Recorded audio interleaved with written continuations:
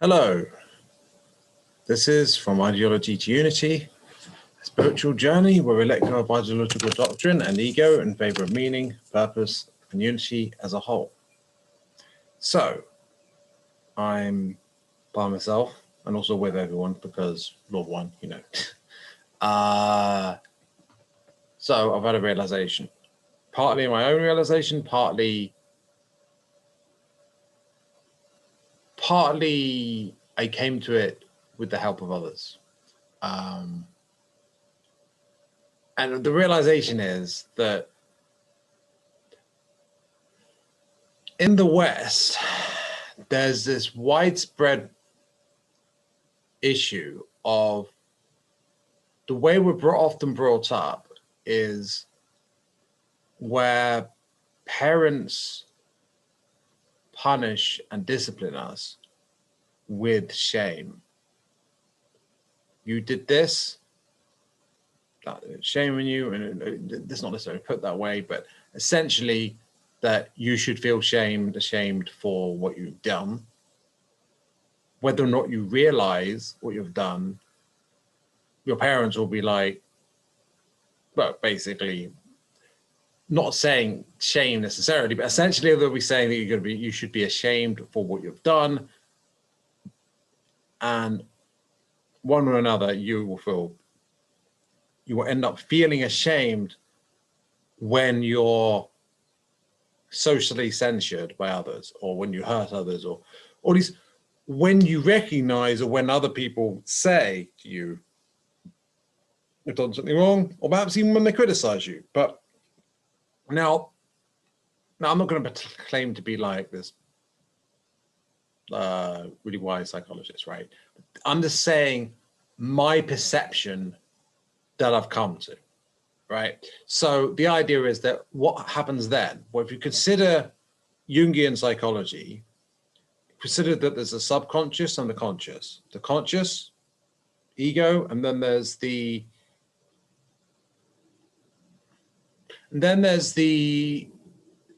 shadow, the subconscious.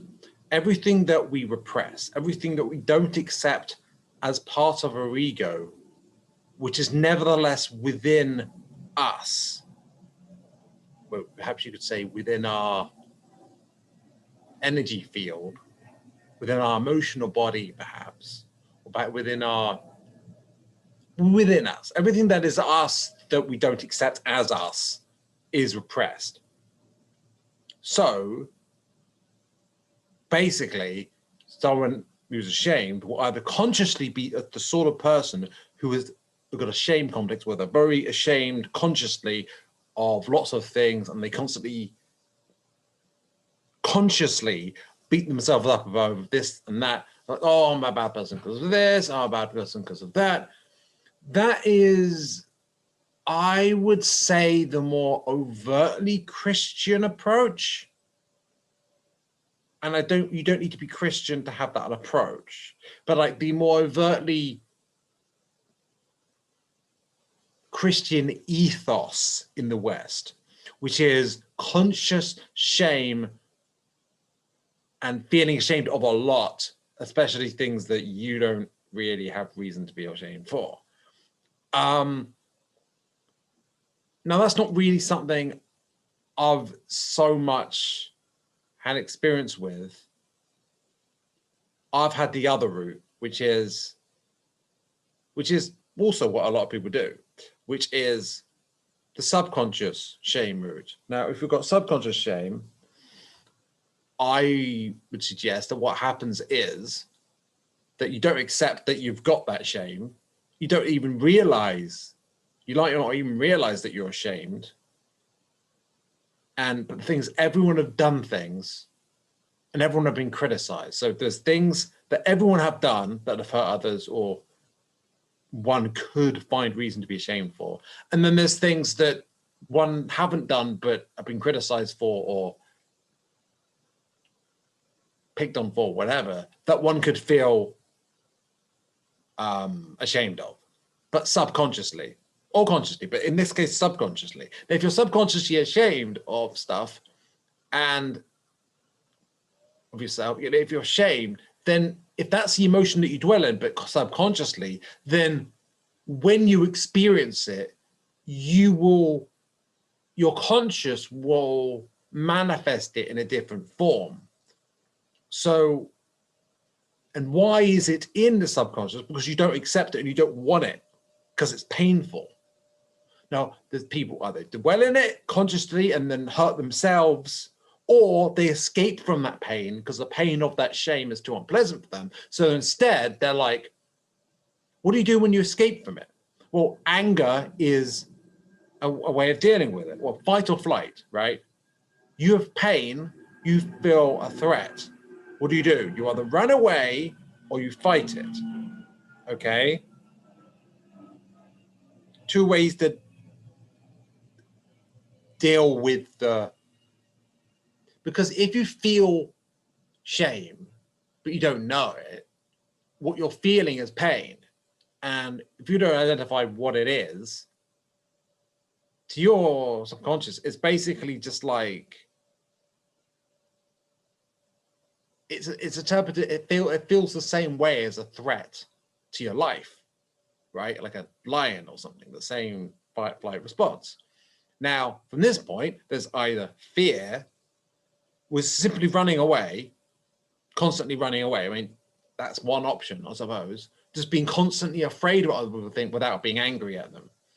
If false flight was always the answer that was taken, always the course that was taken at that juncture, sure. The alternative, what happened in my case, is that I think that what happened is whenever I developed a complex where I felt shame whenever I was criticized. The harsher more I was criticized, the more strongly I was criticized or mocked or bullied, whatever, the more shame I felt. But I didn't know I was feeling shame. All I knew was that it hurt. It was an unpleasant feeling. I hated it. And it was happening whenever people were criticizing me, or as I saw it, having a go at me, or belittling people, me, whatever, right? Now, I feel like a lot of people probably have this same situation where, yeah, they're getting angry and they identify it as that person is hurting me. I'm angry at them. And so that triggers the fight response. Because anger is fundamentally linked to fight in fight or flight. And so it's a way, whether verbally or physically, of like fighting the threat being the cause of the pain. Right? And so someone harshly, but maybe they don't even harshly criticize you. Maybe they just criticize you. Whatever it is, maybe they immediately, it doesn't matter how. If they dismiss you as wrong, or maybe they just, it could even be that they disagree with you. Depends how much shame there is, how severe it is, how severe the complex is. But essentially, what it means is that, well, it's most likely that there isn't self-awareness that they're even ashamed. They just feel like other people are hurting them, other people are the cause. So to stop them causing it, to stop them doing it, just fight them to stop them. That's what anger does.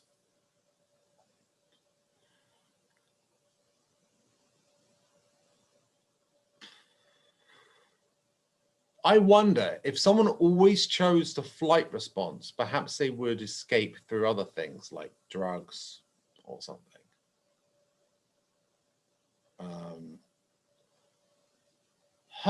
That's an interesting thought, because just because someone often chooses fight in a response to their subconscious shame, it doesn't mean that that's always what they do.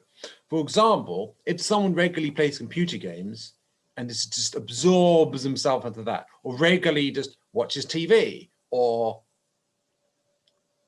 whatever, right?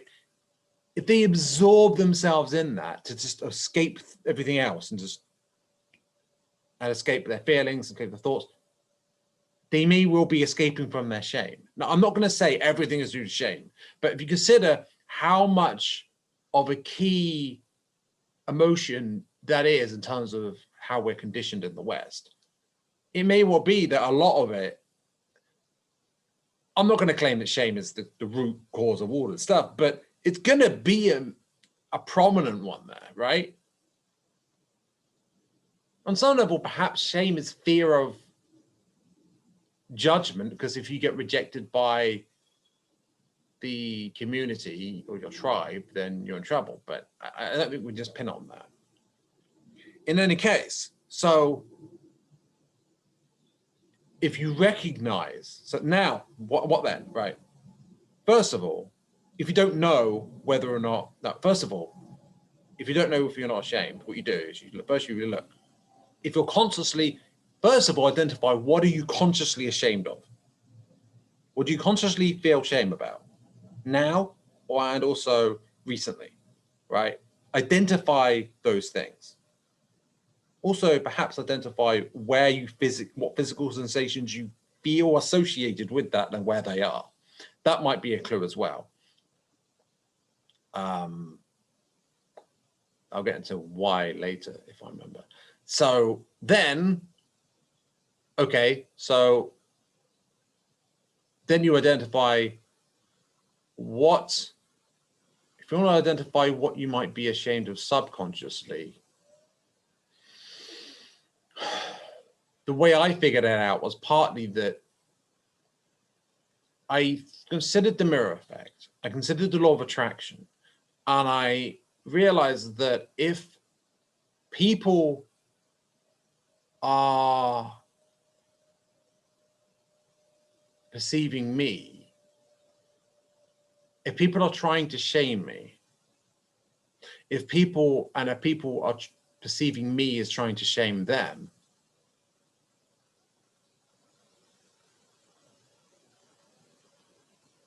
then I'm ashamed. And if I'm not consciously aware of that shame, I still am ashamed because, like, mirror effect, right? As within, so without, as without, so within, as above, so below, as below, so above, right? The way people act towards you is a signal to what your subconscious feelings are, right? Because it's a reflection.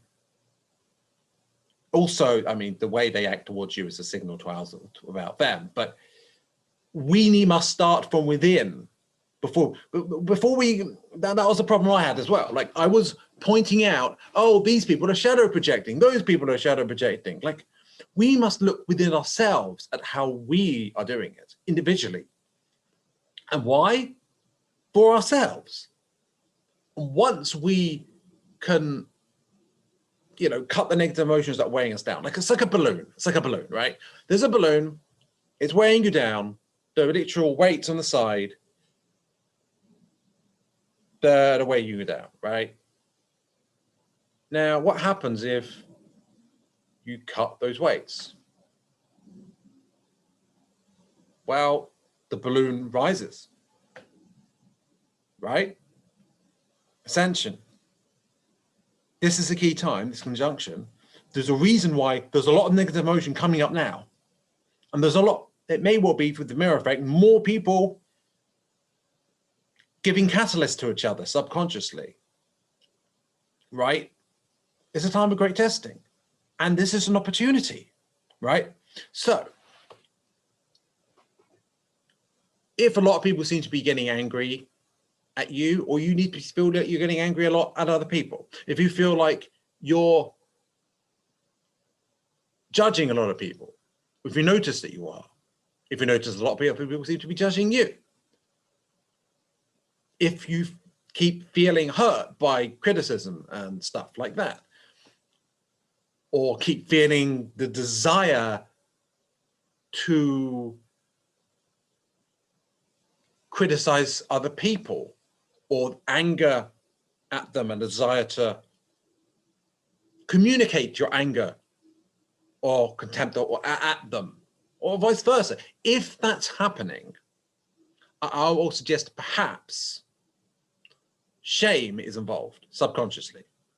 Now, if you can consciously identify that you're feeling shame, okay, that's a start. But look within for subconscious shame too. Now, if you can identify subconscious shame, if you can actually identify they are acting that way, therefore I am subconsciously ashamed, because if you are not consciously ashamed, but they're acting in a way that signals that you must therefore absolutely have shame, then it's subconscious, right? If it's definitely there and you're not conscious of it, it's subconscious. Where else would it be? Then you're like, okay, why am I ashamed? Well, partly conditioning, partly how you're brought up, how you were disciplined growing up as by parents. Maybe not, but probably, likely in the West. Also, the things you've done, because everyone have hurt other people at some point, right? So everyone have something that they might consciously or subconsciously feel ashamed of. There you go. Now, identify it, accept it. That's the next step, acceptance. Now, because acceptance in the neocortex, acceptance opens it up to use that more, right? That's something I've heard. But also in the scale of emotion, right? That goes from lower emotion all the way up. Shame is actually even lower than fear. And then above that, you get acceptance. Above that. Now, there's a whole list of them, right? Like, you know, high up ones are like joy, love, and stuff like that. But so you get like shame and apathy. Apathy isn't slightly higher, but like, so right at the bottom, you get sort of depression and shame and hatred, right? If you identify, because it also applies to self-hatred and stuff like that, identify really negative subconscious emotions, which other people's behavior signal, right? Basically, any emotion, any negative emotion you're not consciously experiencing, but which other people direct at you, you have subconsciously within you. Not just shame, right? But let's focus on shame. So you get that shame, you accept it. If you recognize it, you accept it. I mean, the alternative is just denial. I mean, that's not going to help. Accept it. Then what then? What happens if you accept it? Then, if you accept it, understand it. You can start to understand it. What then? If you start to understand it, well, then you can start to, well, then what happens is you can start to accept yourself and understand yourself. You can start to know yourself. You start to accept yourself, and you can forgive yourself based on that. Now, those three things, accepting yourself, knowing yourself, accepting yourself, and forgiving yourself, are the three conditions to opening your heart chakra, right? Now, what happens then? If you do these three things, then you've ascended, basically. Now, I mean, there's going all the way up to enlightenment, but what is really essential? It's having your heart chakra open more of the time than it's closed. Once you got to like 51% having your heart open, at least 51% of the time, that's the condition for fourth density. That's a condition for fifth dimension. That is the condition for awakening into it. Now, am I 51% there? I don't think so. I'm working on it. I've had this realization. So maybe I am today. I don't know. The point is, so follow this, and potentially today, I don't know how quickly it can happen, to be honest. What you can also do is set the intention, and you doing it verbally might be more powerful. Writing it down might be more powerful. Doing some sort of ritual where you write it down, then Okay, basically, if you verbally or in written form as well, say, I set the intention. No, you can either choose to let go or transmute. I suggest transmutation, but I set the intention to transmute my subconscious and conscious shame into love for myself and others. Or I set the intention to transmute my shame into knowledge, acceptance, and forgiveness of myself. Either way, you transmute it into something that is more positive, that gets you up that emotional frequency ladder, right? Or you can do some ritual where you write down what you have identified that you're ashamed of, consciously and subconsciously. If you identify it, then it becomes conscious, I imagine. Note it down, and then you could pick a piece of paper and burn it if you want, but don't burn your house down. Be careful if you're going to burn things. Just saying, like put it in an ashtray or something. Like, yeah, that's something you can do. This is an idea. I really should do that. Actually, that sounds like a good idea. Right. So you do that, and yeah, if you can clear your shame, shame's a very base level emotion. Now, you may well still have fear and anger, but that shame might be causing fear and anger to bubble up, right? So you might have been constantly trying to let go of anger and fear, or transmute anger and fear, without actually getting rid of the root cause. That might have been happening. Just putting it out there. Now, I just felt like I came to this realization, this big realization. And I feel like it's not just me. Of course, it's not just me. And in fact, people mirror each other, right? And it's funny, isn't it? Because people are like, you can easily point out hypocrisy, but hypocrites tend to be drawn to each other. People of the same emotional frequency tend to be drawn to each other, or at least the same emotional frequency resonates. How much it resonates depends on how close they are, right? So consider you and other people you've clashed with recently. It's possible that you and them are both ashamed, but both shadow projecting onto each other in different ways, or maybe the same way.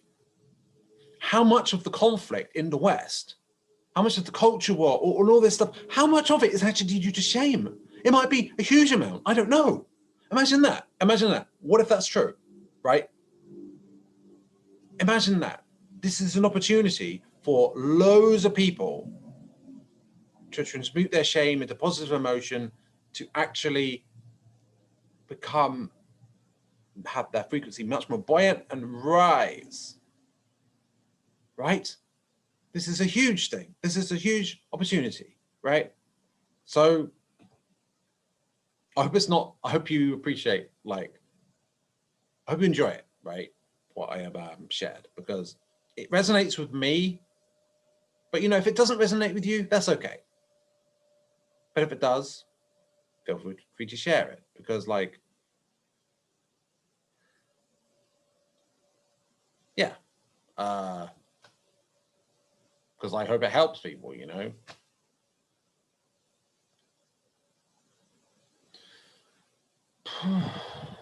Wow. All right, well, this is the 20th when I'm recording this. I hope you enjoy or by the time you listen to this, enjoyed perhaps your great conjunction. And don't worry about the 21st date. It's just when it's most intense. The light that's allowing us to transmute stuff, and when the astrology conjunction is most conducive to certain transformation. But it doesn't mean you know, it took time to get to that position. It takes time to get out of it. You know, the whole year has been opportunity. Like, there's a plenty of catalyst opportunity. It's not like a certain date happens and then like, oh, too late. You made it or you didn't. Like, no. It's a transition period, and you could awaken 100 years after this point, after having never done everything wrong, like in your life, like even then, like. So yeah, I hope you enjoyed it. Bye for now. Have a nice day.